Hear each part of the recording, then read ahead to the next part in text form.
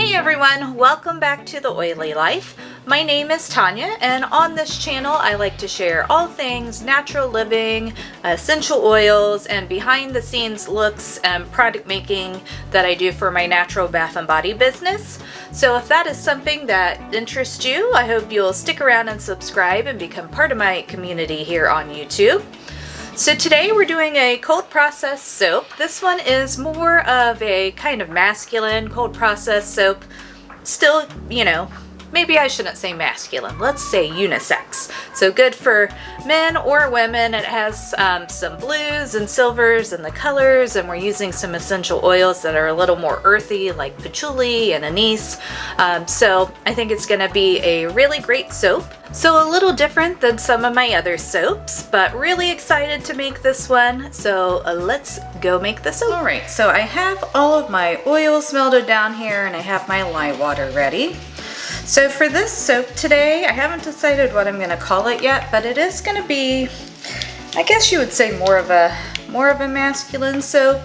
The colors I'm gonna be using are Dark Navy Blue by Nurture Soap and Celestial Silver by Nurture Soap, as well as some coconut milk. And then it's scented with lavender, patchouli, anise, and orange. So it has like kind of an earthy scent with a few just lighter notes in it. So pretty excited for this one, but of course, I don't know really what masculine means. I think just for people who like a little bit more of a deeper scent, they're really gonna enjoy this soap. So let's get our lye water in. And I do put sodium lactate in my lye water just to help it release from the mold easier. Let's get any air bubbles out and blend.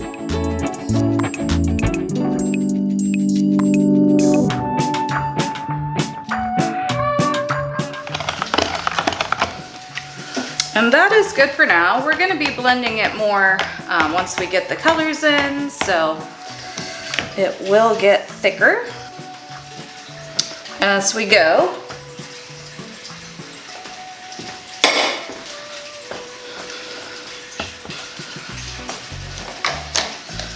All right, so in these two containers, this one is my coconut milk powder, and this one is the Celestial Silver from Nurture Soap.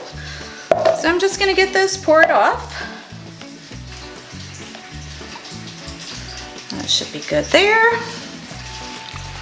I think the coconut milk powder portion will break up the Dark Navy Blue pretty nicely, so wanted to add that in. I don't want it to be a completely dark soap. And then in our main bucket here, that is our Dark Navy Blue. So we'll get that in.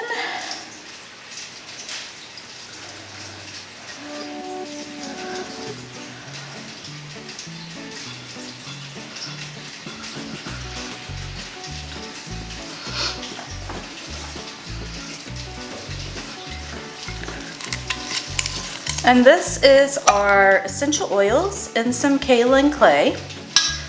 Almost forgot to put that in, so that would have been awesome. But you know, all that really matters is I did remember. So we're gonna get that in there. I love how this blend smells. It's one of my favorite blends. I've used it in a couple of soaps before. And like I said, it's just kind of a nice switch up because it's a more earthy scent.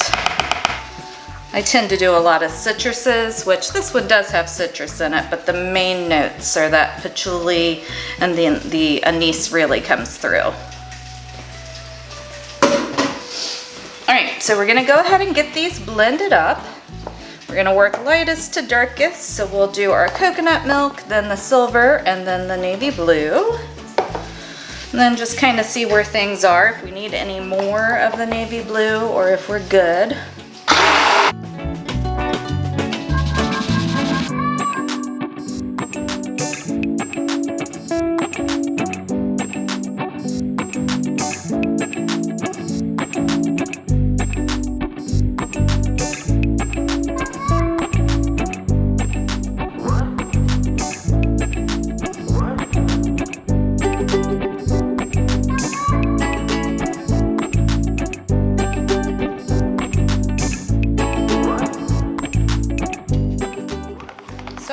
ended up adding in some Brilliant Blue from Nurture Soap, just because I wasn't very happy with the blue color. I think that's looking much better. Yeah, that looks good there. So now we're gonna grab our mold. So I get kind of situated here.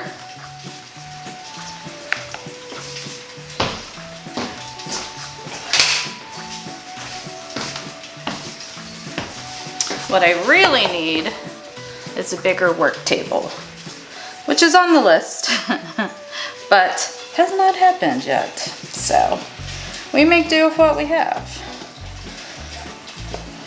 All right, so we are going to do a drop swirl. So we're gonna start with our navy blue.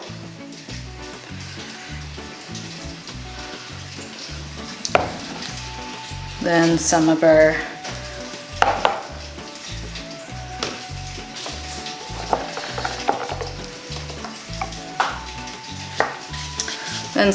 silver.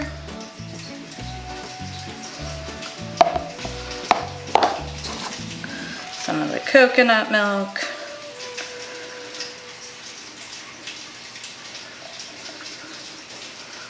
And then back to our navy blue. I'm just going to keep doing this till I get it all in the mold. I'll probably get about 2 passes of each. A little more of the navy blue, but 2 passes of the silver in the coconut milk. You can see that's setting up pretty quick, so I might run a hanger through it as well. Of course, this will help break it up some too.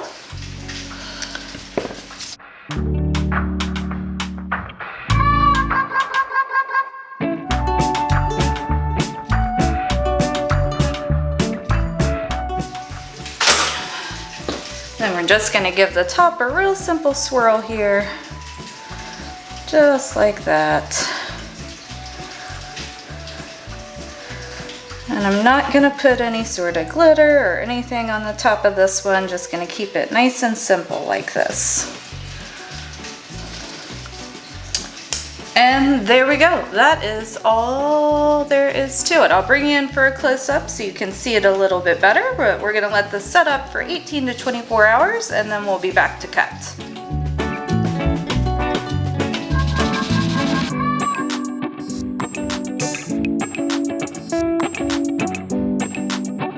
All right, and we are back to cut the soap, and a little story time.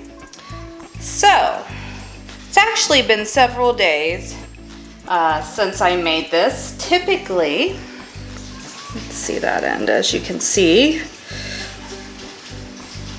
Typically, I let my soap set up for 18 to 24 hours. They pop right out of the mold. All is good and wonderful. This is the first time ever I've had a soap get just like stuck in the mold.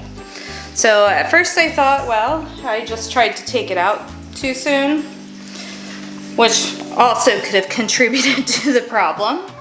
But then, it just, even after I waited 48 hours, it wouldn't come out. So I ended up putting it in the freezer to firm up the ends. The ends were what was causing the issue. And then I was able to get it out. The rest of the soap is really firm, looks great, no issues, but let's see if it'll focus on this. As you can see, where it got stuck, the ends are pretty mangled up. But that's fine. The soap will still work out perfectly okay. But the ends aren't something that I would give to anyone, just aesthetically. But once we got that end off, here is how it turned out. So really pretty swirl, nice simple top, smells amazing. I'm gonna have a little cleanup on this one because, like I said, the ends got pretty mangled. But Still overall really happy with the soap. I put sodium lactate in there. I always use sodium lactate in my soaps. And I've used this essential oil blend before, so no idea what the issue was. But yeah, that was a first for me. Very interesting and frustrating experience. But I wanted to share, that way you know, like I've been making soap for several years, probably 5 or 6 years now. And things still just don't go as planned all the time. Even if you do the exact same things that you've done previously, you just never know when you might get something thrown at you. But it is all good. So learning experience for sure. And I do love this essential oil blend, so I'm going to be using it again. The Anise is really nice with the patchouli, and the orange and the lavender. Just a really nice earthy smell without being like too, I don't know how else to say it, like dirty smelling. It smells amazing. And I like the blue. I don't do blue soaps very often, but thought it was a nice switch up. And I'm glad I added the brilliant blue in as well, along with the navy blue, because I think it would have ended up being gray, which was not what I was going for. So super simple soap, but you know, sometimes those super simple ones are the best ones. I'm just glad it came out of the damn mold. And then you'll see when I clean this one up, this side got pretty beat up too. Will do.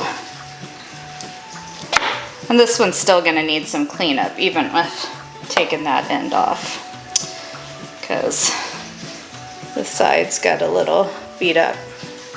But nothing a little planing can't fix. So that's also the good thing about soap. It's really forgiving. If you do have something where something gets a little mushed like in a corner or something like that, you can usually just plane it out and get it cleaned up so it's still a nice sellable bar. If it's something you don't feel like you can sell, you can always just keep it and get to enjoy it for yourself. So I hope you enjoyed today's video and that it inspires you to go make some soap of your own, and I will catch you in the next one. Bye!